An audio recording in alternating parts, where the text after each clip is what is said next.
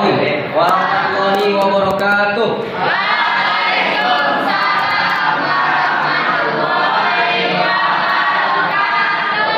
Nah, baik. Sekarang Bapak minta untuk ketua kelas baca doa. Ya, silakan ketua kelas.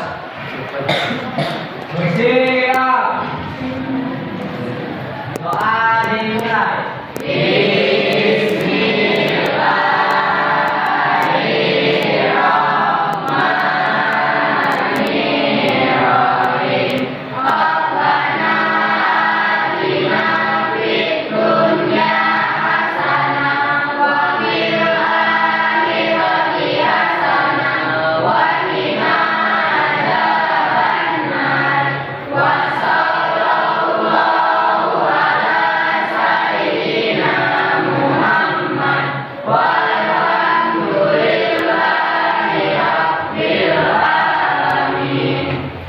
Nah, sebelum kita memulai pembelajaran, Bapak absen terlebih dahulu ya.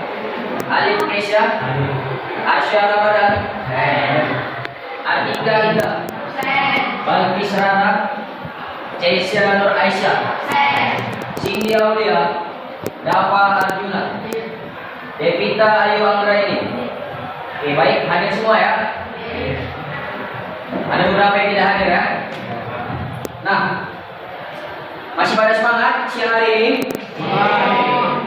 Sebelum kita memulai pembelajaran, Bapak ingin mengajak kalian untuk ice breaking. Ayo coba semuanya berdiri. Nah, seperti apa ice breaking ya? Contoh Bapak ya. Tepuk semangat. Semangat. Oke, bisa? Tepuk semangat.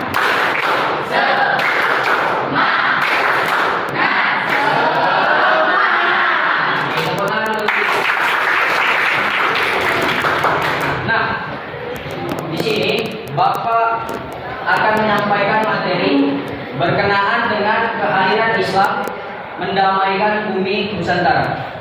Sedikit Bapak sampaikan pemantik. Di sini ada yang pernah pesan paket kok? Tidak ada. Coba angkat tangannya satu orang. Iya Pak. Ilham. Pernah? Paket kamu sampai karena siapa?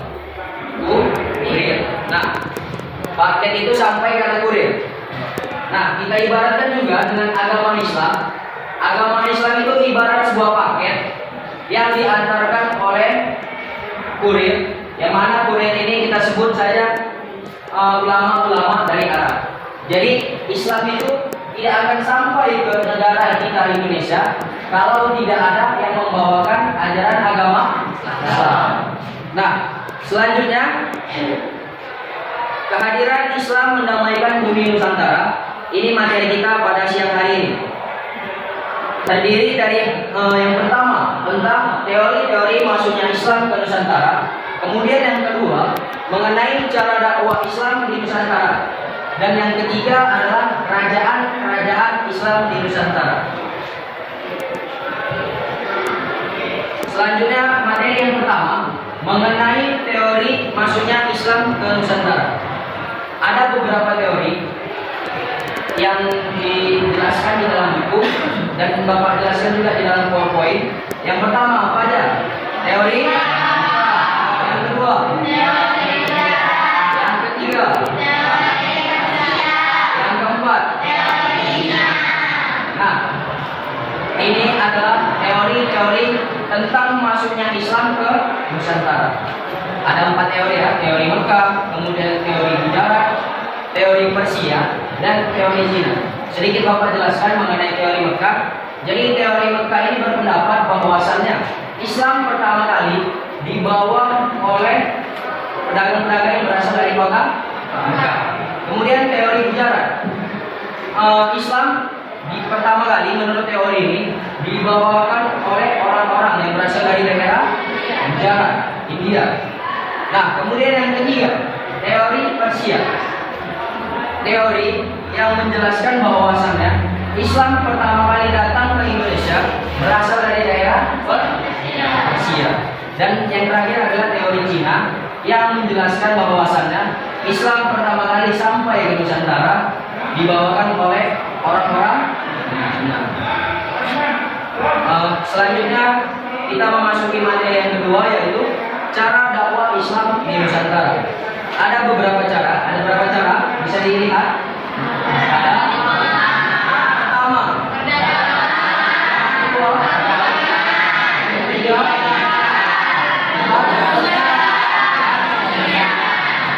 nah, Bapak jelaskan sedikit mengenai cara dakwah Islam di Nusantara.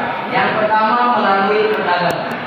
Jadi para pedagang-pedagang Arab pada saat itu yang berlaku ke negara kita Indonesia, mereka pertama kali ke daerah pesisir pantai, yang mana pada saat itu tujuan mereka adalah untuk berdagang.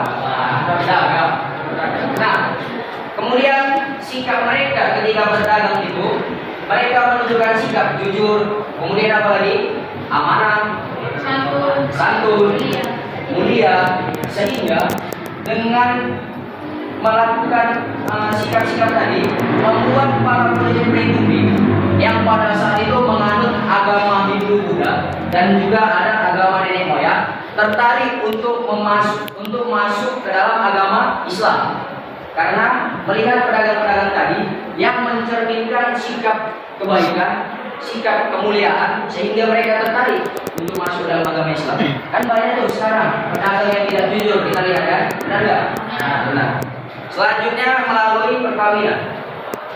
Nah, jadi pedagang-pedagang Arab ini tadi membuat sebuah kampung di suatu daerah, kemudian lambat laun mereka menikah dengan penduduk pribumi. Salah satunya atau yang paling khususnya mereka menikahi seorang bangsawan atau putri dari raja. Kemudian yang ketiga melalui pendidikan. Nah, para ulama-ulama yang menyebarkan Islam di Indonesia ini, mereka membangun lembaga-lembaga pendidikan. Seperti apa contohnya lembaga pendidikan? Ada yang tahu? Kemudian surau, kemudian dan lain sebagainya. Selanjutnya melalui hubungan sosial. Nah, setelah mereka bersosialisasi dengan para penduduk pribumi pada saat itu, mereka juga melakukan interaksi dengan penduduk pribumi dengan mencerminkan nilai-nilai keislaman juga. Mereka ramah, kemudian mereka apalagi santun, mereka sopan, dan mereka menjaga kebersihan. Karena di dalam Islam sendiri diajarkan an-nazafatu minal iman, kebersihan sebagian dari iman. Sehingga membuat para penduduk pribumi pada saat itu, khususnya yang tinggal sekampung dengan para penyebar-penyebar agama Islam, membuat mereka tertarik untuk mengikuti ajaran yang dianut oleh pedagang-pedagang Arab tadi. Kemudian yang kelima, ada kesenian. Nah, salah satu orang yang menyebarkan dakwah Islam melalui kesenian adalah Sunan Kalijaga. Ia melalui seni apa? Wayang. Melalui seni wayang, ia menyebarkan keislaman. Yang mana seni wayang ini adalah warisan Hindu-Buddha, kemudian diadopsi oleh Sunan Kalijaga, yang ceritanya mencerminkan nilai-nilai keislaman, sehingga membuat penduduk pada saat itu tertarik juga dengan cerita tentang keislaman. Nah, selanjutnya materi yang ketiga tentang kerajaan-kerajaan Islam di Nusantara. Yang pertama, ada berapa kerajaan yang disebutkan? Ada 9. Ya, sebutkan sama-sama. Yang pertama, kerajaan. Yang kedua, kemudian selanjutnya lagi. Terus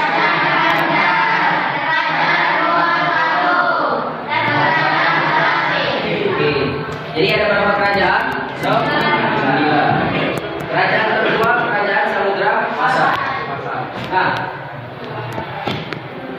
sampai di sini materi yang bisa Bapak sampaikan. Selanjutnya Bapak ingin kalian membentuk kelompok 1, kemudian kelompok 2 dan kelompok 3. Nah, Bapak ada bawa buku.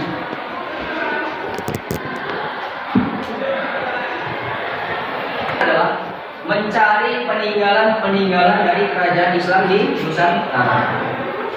Coba Kalian cari di bukunya ya. Bapak kasih waktu 1 menit untuk mencari peninggalan kerajaan Islam di Nusantara.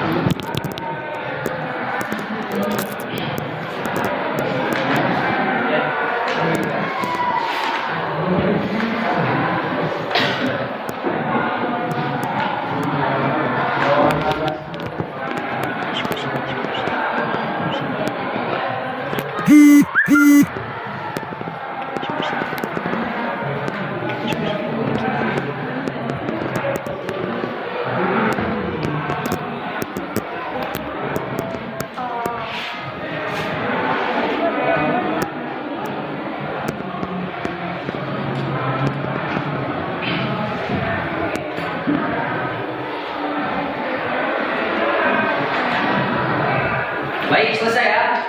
Untuk menjelaskan hasil diskusi kelompoknya, silakan berdiri. Sebutkan namanya. Perkenalkan, nama saya Hidayah Dari kelompok. dari kelompok 1. Saya akan menjelaskan beberapa raja yang memimpin kerajaan Samudra Pasai. Sultan Malik Saleh, Sultan Mahmud Malik Az-Zahir, Sultan Zain Al-Abidin Malik Az-Zahir, Sultanah Nahrabiah, Sultan Salahuddin, Sultan Ahmad II, Sultan Abu Zaid Ahmad III, Sultan Ahmad IV. Peninggalannya. Peninggalannya nisan Samudra Pasai, lonceng cakra Donyas sampai Sultan Al-Malik Az-Zahar, koin dirham, Masjid Agung Samudra Pasai, para sakti dan artefak sistem hukum Islam tradisi Pautran. Oke, baik, terima kasih tepuk tangan.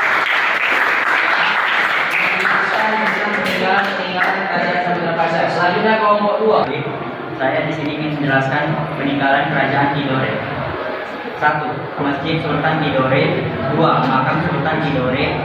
Benteng Cakulu. 4. Istana Kerajaan Tidore. 5. Benteng Tidore. Baik. Beri aplaus. Saya Asma dari kelompok 3.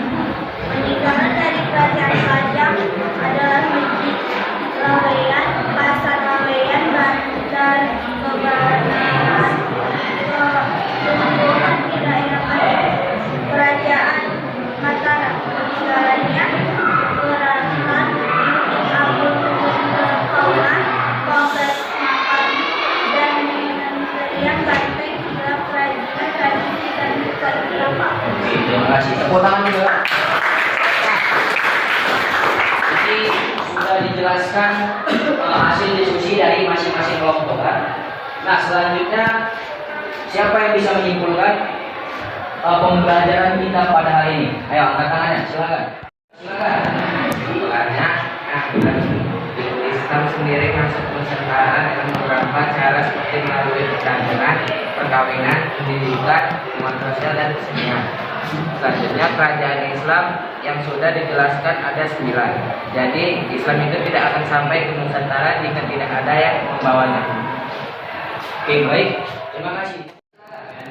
Nama saya Renata. Saya ingin bertanya, kan ada kerajaan Islam di berbagai Nusantara, Pak. Ya. Apakah mereka berperang seperti kerajaan-kerajaan lain? Oke, bagus ya pertanyaannya. Kasih tepuk tangan dulu. Basis dari keempat teori masuknya Islam ke Nusantara, teori mana yang akurat? Oke, baik. Tepuk kanan dulu ya. Banyak kerajaan Islam di Nusantara.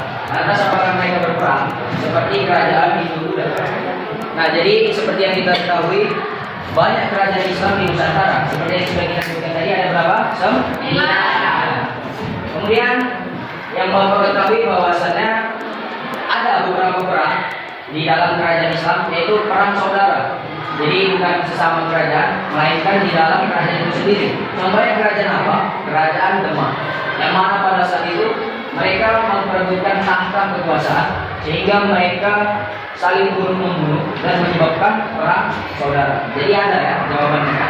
Kemudian pertanyaan dari Bagus, dari mana teori yang paling akurat? Nah, seperti bahwasannya teori masuknya Islam ke Indonesia itu ada 4. Teori Mekah, Gujarat, Persia, dan Cina. Nah, masing-masing dari teori ini memiliki kelebihan serta kekurangan. Dan mana kita sebagai kaum pelajar adalah untuk mengambil hal-hal positif dari setiap teori tadi. Namun menurut beberapa ahli bahwasanya teori yang paling akurat itu adalah teori Mekah, yang mana Islam dibawakan oleh penduduk kota Mekah. Nah, baik, bisa dipahami jawabannya? Bisa. Dengan materi pada hari ini, Bapak ingin memberikan sebuah pertanyaan. Coba apa bacanya? Amplop pertanyaan. Nah, nanti Bapak tunjuk orang ya. Kalian pilih soal sini. Kemudian langsung jawab di sini. Oke, bisa? Bisa? Bisa? Bisa. Nah, Bapak mau tunjuk Rara dulu. Ya, silakan. Pilih ya.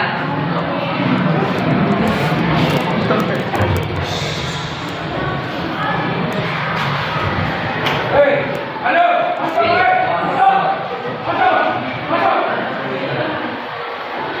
Oke, bacakan soalnya dan langsung jawab ya. Jawabannya? Jawabannya? Samudra? Benar? Silakan, depan. semangat Ali. Ali, silakan. Kamu pasti bisa.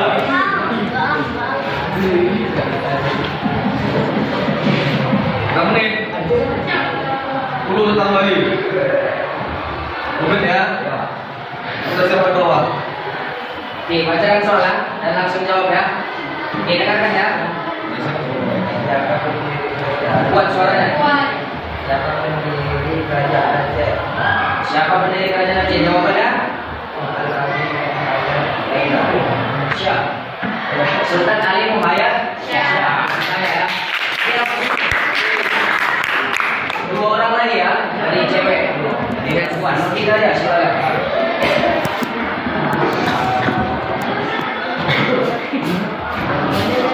Silakan pilih.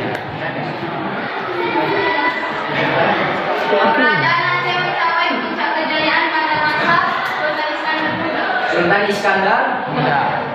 Siapa lagi? Selanjutnya yang cowok. Ah, silakan. Reski. Oh, Alif ya.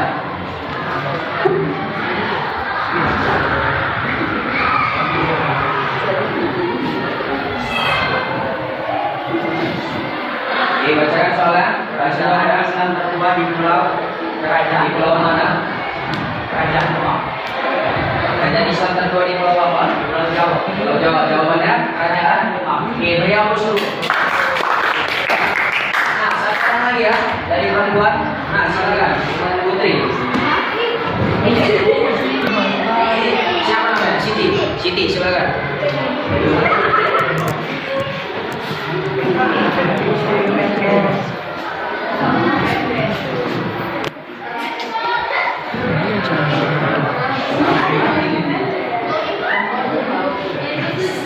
Apakah julukan untuk Sultan Oke, jawabannya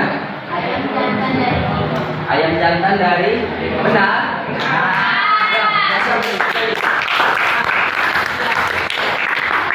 Baik ya. Setelah melakukan pertanyaan, Bapak bisa menyimpulkan bahwasanya kalian sudah memahami materi kita pada siang hari ini. Nah, selanjutnya tugas kalian untuk minggu depan adalah kerjakan soal di halaman 117. Bisa pilihan berganda? Nah, minggu depan dikumpul. Oke. Nah, kita akhiri pembelajaran kita pada hari ini. Semoga apa yang abang sampaikan bisa bermanfaat dan menambah ilmu pengetahuan bagi kita semua. Amin. Nah, mari kita ucapkan, kita akhiri dengan mengucapkan hamdalah.